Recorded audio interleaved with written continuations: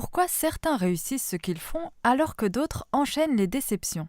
Stephen R. Covey, expert mondial en développement personnel, répond à cette question dans le livre Les 7 habitudes de ceux qui réalisent tout ce qu'ils entreprennent. La réussite, tout comme l'échec, ne se fait pas en un jour, mais est le résultat de petites actions quotidiennes. Alors, quelles sont les habitudes des gens qui réussissent dans leur vie personnelle et professionnelle? Comment vous aussi adopter ces habitudes et avoir une vie plus réussie et plus épanouie? Pour changer votre vie, pensez différemment. Le succès est généralement associé à la personnalité, basé sur des stratégies et souvent des faux-semblants, juste pour obtenir des autres quelque chose.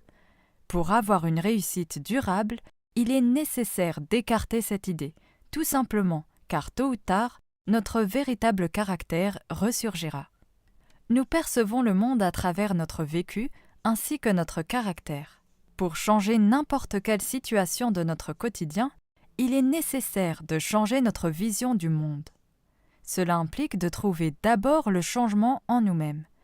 Pour que les choses évoluent favorablement, il est primordial de construire nos pensées sur des principes universels et durables tels que la paix, l'intégrité, la solidarité, l'humilité, la patience, la justice ou la fidélité. Stephen Covey appelle cela l'éthique du caractère. C'est cet état d'esprit qui est synonyme de réussite profonde et qui dure dans le temps. La clé de votre réussite, c'est vous. Votre réussite est déterminée par votre caractère, qui lui-même est déterminé par vos habitudes. Prendre conscience de vos habitudes est crucial pour pouvoir les ajuster en habitudes gagnantes. Envisager la réussite autrement est donc la clé de votre succès. Cela passe par un changement de l'intérieur vers l'extérieur. Autrement dit, partir de la victoire intérieure pour aller vers la victoire publique. Changer passe par 3 étapes. Nous avons tous besoin, à un moment donné, des autres pour nous en sortir. Sur le plan physique, intellectuel et affectif. Il s'agit de la dépendance et c'est la première étape du changement. Il est important d'en sortir, car pour réussir, il est impératif de prendre sa vie en main. La deuxième étape du changement, c'est d'être capable de changer ses pensées, ses idées reçues, de prendre ses propres décisions et de passer à l'action. C'est l'indépendance. Enfin, la troisième phase, l'interdépendance, c'est l'association de plusieurs personnes indépendantes qui amplifient leur succès en travaillant ensemble.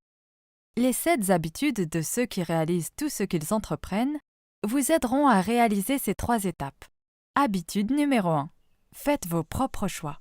Nous avons tous 2 cercles. Un cercle d'influence, composé de ce que l'on peut changer, comme nos pensées, nos réactions, notre comportement.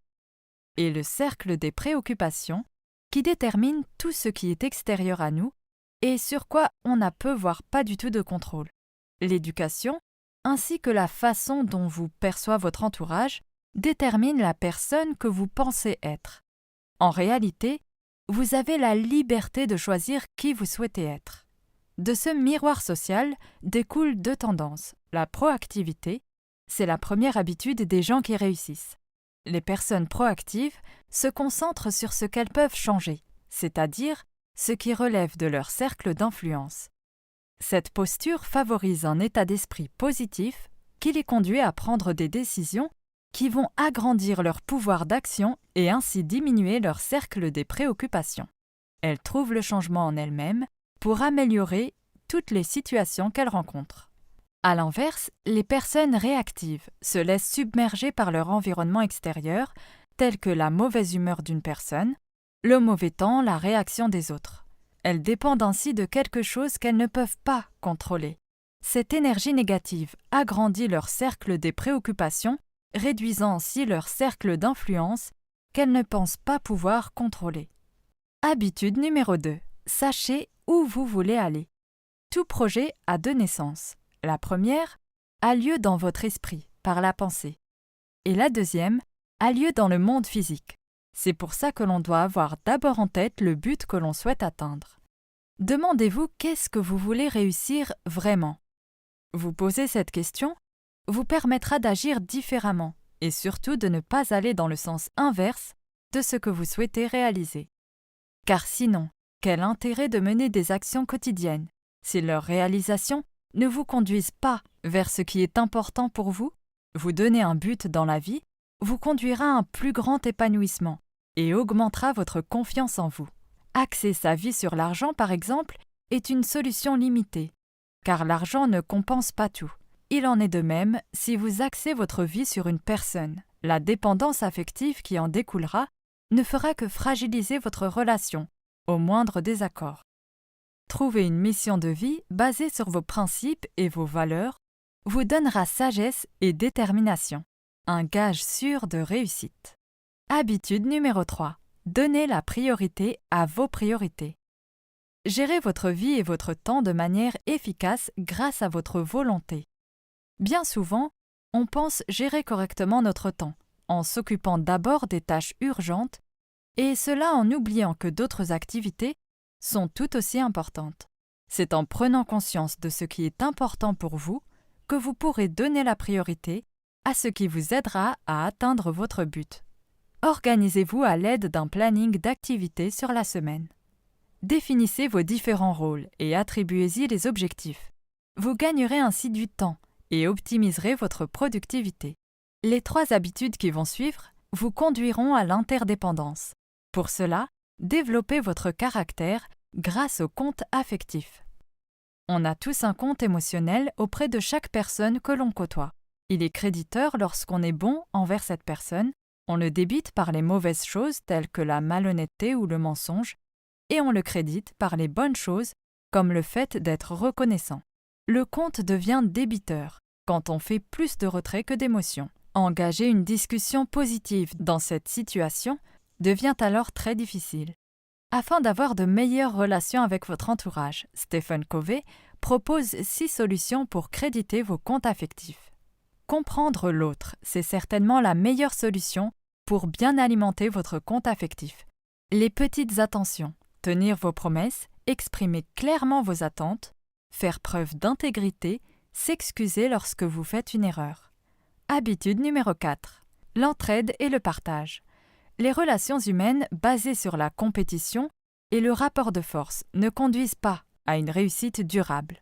C'est le cas du système perdant-gagnant où l'on choisit de perdre juste pour faire plaisir à l'autre. Du système gagnant-perdant où l'on croit que pour réussir, l'autre doit forcément perdre, et du système perdant-perdant où si l'un doit perdre, il fera tout son possible pour que l'autre perde aussi. La 4e habitude de ceux qui réalisent tout ce qu'ils entreprennent est d'aborder leurs relations en mode gagnant-gagnant, où chacun gagne quelque chose. Penser victoire commune nécessite cependant confiance et compréhension mutuelle. Et c'est justement grâce à votre caractère que vous y parviendrez. En agissant en fonction de vos valeurs et en exprimant vos intentions, tout en acceptant l'autre comme il est. Il y a assez de bien pour tout le monde et chacun mérite sa part de bonheur et de réussite, tout comme vous. Habitude numéro 5. Cherchez d'abord à comprendre, ensuite à être compris. Très souvent, nous comprenons l'autre à travers notre propre vécu, nos expériences et convictions. On le juge alors et passons à côté de la véritable problématique. Écouter réellement quelqu'un, c'est écouter pour le comprendre et non pour répondre. Cela nécessite de se mettre sincèrement à sa place, de voir les choses de son point de vue et de faire preuve d'empathie. C'est ainsi que vous pourrez agir sur des éléments extérieurs qui vous préoccupent. Ce mode de communication vous permettra de prendre conscience et d'accepter les différences de chacun afin de pouvoir avancer ensemble. Habitude numéro 6. Faites de la synergie votre meilleur allié. On pourrait illustrer le principe de synergie avec cette équation. L'idée d'une personne plus l'idée d'une autre personne égale 3 idées, dont une que personne n'aurait trouvée seule et qui se trouvera bien meilleure. C'est le fait de développer des idées toujours plus grandes grâce à l'échange entre plusieurs personnes qui travaillent ensemble. Communication et confiance sont les clés pour profiter de la synergie. La différence est une force car elle apportera une diversité de solutions. Il est indispensable de prendre conscience et d'accepter que notre point de vue n'est pas la seule possibilité et surtout qu'il n'est pas forcément le bon. En apprenant au contact des autres, vous découvrirez qu'il existe une multitude de façons d'envisager les choses. Enfin, la synergie vous permettra de progresser et de stimuler votre ouverture d'esprit. Habitude numéro 7. Développez vos facultés continuellement. Les gens qui réussissent renouvellent continuellement leurs facultés personnelles. Prendre le temps d'affûter vos facultés vous permettra de gagner un temps précieux et d'accélérer votre réussite. Stephen Covey mentionne 4 aspects de votre être qu'il est important d'entretenir. Numéro 1. L'aspect physique. L'entretenir par le sport vous apportera non seulement énergie, mais aussi confiance en vous pour avancer vers le succès. Numéro 2. L'aspect spirituel. Pour vous ressourcer, la méditation, la prière ou la lecture sont d'excellents moyens pour trouver la paix intérieure. Cela vous permettra ainsi de mieux vous concentrer sur ce qui est important pour vous et de trouver votre mission de vie. Numéro 3. Maintenez vos facultés mentales grâce à un effort intellectuel constant. Il est important d'étudier tout au long de votre vie. Les personnes qui réussissent continuent d'apprendre même après la fin de leurs études. Cela permet d'entretenir l'esprit d'analyse. La lecture et l'écriture sont d'excellents moyens d'y parvenir. Numéro 4. L'aspect socio-émotionnel, qui ne peut se développer qu'avec le contact de l'autre. Rendre service, à travers vos relations interdépendantes, vous fera gagner en sérénité et en confiance. Pour appliquer les 7 habitudes des gens qui réussissent, travaillez ces 4 aspects de façon équilibrée, car ils interagissent l'un sur l'autre. Les plus grandes batailles de la vie sont celles que nous livrons chaque jour dans l'antichambre de notre âme. Lorsque vous gagnez ces batailles intérieures, vous ressentez une immense paix, le sentiment de savoir où vous êtes. Vous constaterez que les victoires publiques suivront ensuite d'elles-mêmes. Stephen Covey.